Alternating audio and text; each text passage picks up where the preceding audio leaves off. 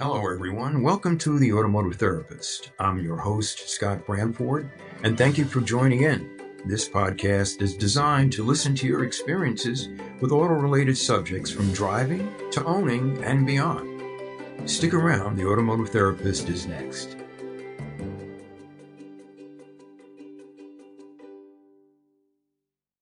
Hey, everyone out there. This is Scott Branford for The Automotive Therapist. Well, I guess I am the automotive therapist. At least I certainly pretend to be. I have enough people that ask me for advice and consultation and opinions all the time, so it kind of fits. But we want to thank you, and I want to thank you for joining another episode of our show. And as you know, as we mentioned before, the show is all about your experiences with automobiles in some capacity, some respect. Everybody has stories about cars. If you drive a car, you alone have a million stories. But today I want to cover something a little bit different, and it just coincides with the extravaganza from Joseph Kaczynski and Brad Pitt and Lewis Hamilton and Mr. Cook at Apple. Of course, unless you live under a rock, you've had to hear about it by now, and that's the F1 movie. And the reason I wanted to go over a few things about this as an F1 fan and as a motorsports enthusiast, I just thought it would be pretty cool to tie in some things with this movie that some people have thought about, maybe some people haven't thought about. But again, if you're a motor racing enthusiast and a movie enthusiast, you certainly will know that this is not the first movie about Formula One racing. Uh, I actually went on the International Movie Database just to check out the F1 movie and to see, how they went about defining it. And of course, they do a great job. But on the first page, they had 50 movies about Formula One racing. I had no idea there were 50 movies about Formula One racing. But, I guess the spectacles that we remember, certainly in this generation or certainly in this century, well, I take that back. The movie I'm going to point out is actually from the last century, but Rush with Ron Howard, Daniel Bruhl, Olivia Wilde, and Chris Hemsworth. I don't pronounce his name correctly. That was a terrific movie, and I guess you folks out there into Formula One racing, you must have seen it. Really, really nice movie. But the movie, really ties into this, and nobody talked about. And I guess I'm a generation and age that I can remember it. Was the 1966 John Frankenheimer movie called Grand Prix. And of course, I'm sure that everybody's listening to me out there and they go, oh, yeah, we know that movie. Yes, I remember it. I've seen it. Um, but, to the point about technology and how much money it costs to make movies like this and the upsetment that it caused to Formula One racing for a particular season, Grand Prix was a lot like, the new F1 movie. The only other differences that I can think of is they had cables laying all over the over the pits because they didn't have uh, the wireless and Bluetooth technology that we do now. And of course, I'm sure there's still some cables in this movie too. I often look back in that movie, and I've seen it several times. It's a really long movie. Somebody asked me the other day, was there an intermission in it? I don't remember.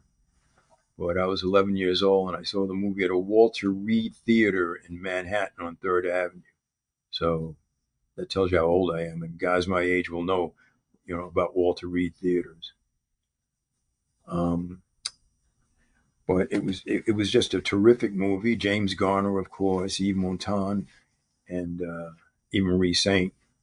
And Eve Marie Saint's still alive. I guess most of you guys out there, if you follow it, she's going to be 101 years old, I think, this month and next month. She was born in, I believe, Newark, New Jersey. It was Newark or Hoboken? Might have been Hoboken.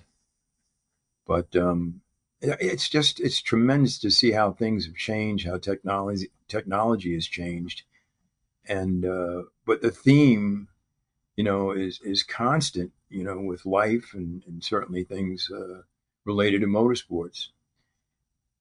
And I was watching some guy's podcast the other day, and he was talking about they used an iPhone 15 to do some of the video footage that they put in a pod on, one of the F2 cars. I mean, if you follow the movie and everybody's listening, these are Formula 2 cars that they use for the Formula 1 racing movie.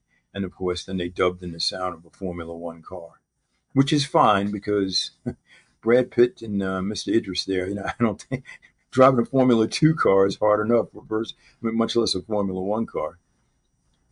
Some actors, and what makes actors great is the fact that they do make a role so believable. And good actors, to me, they immerse themselves into it, so they just become that character. And sometimes it's hard to get out of character because you did it so well. But I think this movie specifically, and you know what? I hate to keep dating back to Grand Prix, but James Garner was a great race car driver. James Garner and Steve McQueen lived near each other, and Steve McQueen always seemed to get the nod in terms of him being, the quintessential, uh, you know, race car driving actor at the time. Kind of like Patrick Dempsey now. Patrick Dempsey is a great race car driver. He probably races more than he acts. I think he had a kind of a bad crash. Was it a couple of years ago? But Patrick Dempsey was in the Ferrari movie. With Adam Driver and Penelope Cruz. So these guys, they cross over, and if it's a matter of money and love and lust for the sport and that kind of thing, and just the adrenaline rush with the speed. Uh, you know, you get guys that really do well. James Garner did a lot of driving in Grand Prix. Uh, but it's spectacular to think that just history repeats itself.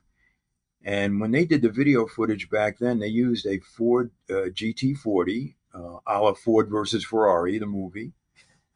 And they took the back of it off the car. And again, a lot of people know this, but they put, one of the newfangled Panavision motion picture cameras on the back of the car, Ford GT40, to record the F1 video footage. I still think that's so cool. And if you haven't seen the movie, take a Saturday night. It streams on YouTube. You can watch the whole thing. And the script and everything is just fantastic. And and this sort of just kind of spreads along to other movies about motor racing in general.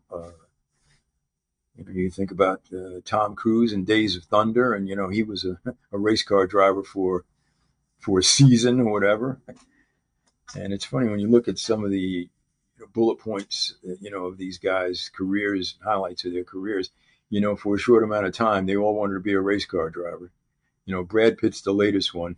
He's bit by the bug, and of course, at his age, we all know that he's not going to be able to be competitive in much of any race car. I think currently everybody knows that the oldest Formula One driver right now is Fernando Alonso. And you look at his career and some of the video footage and the films and stuff. I mean, from '07, it's like those cars are antique compared to the ones they're racing today. So, and it makes you think, like, how do these guys adapt? 2 and 3 generations of Formula One cars later to be able to still drive. And I think that's a hindrance for some of them. I think that's a problem that Lewis Hamilton is facing. And as great as he is, a 7-time champion, well, an 8-time world champion, thanks to Michael Massey robbing him of his championship. That whole deal with Verstappen. But it's I think as they say, can you teach an old dog new tricks? Well, can you put an old dog in a new race car? So it's going to be interesting next year. And of course, I'm deviating here a little bit off the theme. But with the 26, new cars and regulations, everybody's going to be starting off, on a new page of paper.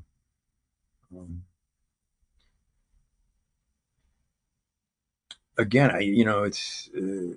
it's just really it's a great time to be involved in motorsports, and of course, with all the evil in the world, and all the political sword fighting that goes on, and warring and fighting. It's great. I mean, when Formula One comes on, and you get 2 weekends that you don't see it. I mean, you're looking forward to it. It's like, well, I can't wait to see the Formula One race tomorrow morning in Austria, or Silverstone next week. And these guys are, I mean, they're chariot races of 21st century. Trying to cover some other bases here, but that pretty much sums it up from standpoint of what I can think of and what I just wanted to cover about the movie stuff. Uh, you people listening to this podcast, please, comment and chime in. That's what this is all about. Really appreciate it. And we can talk about some of your feelings and experiences when it comes to auto racing.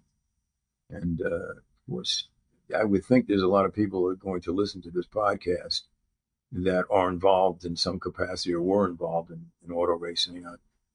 Back in '89, I worked on a NASCAR Winston Cup Series team back then, and that was quite an experience. And of course, that's changed dramatically in the decade since. But please feel free to comment. We'd love to hear from you. We're going to keep this rolling. We're going to come up with new episodes, new subjects, and I'll colorize it as much as possible with some of my experiences. But thanks for tuning in, and we'll continue with this. And we'll talk to you next time. Really appreciate it. This is Scott Bramford for the Automotive Therapist. Have a great day.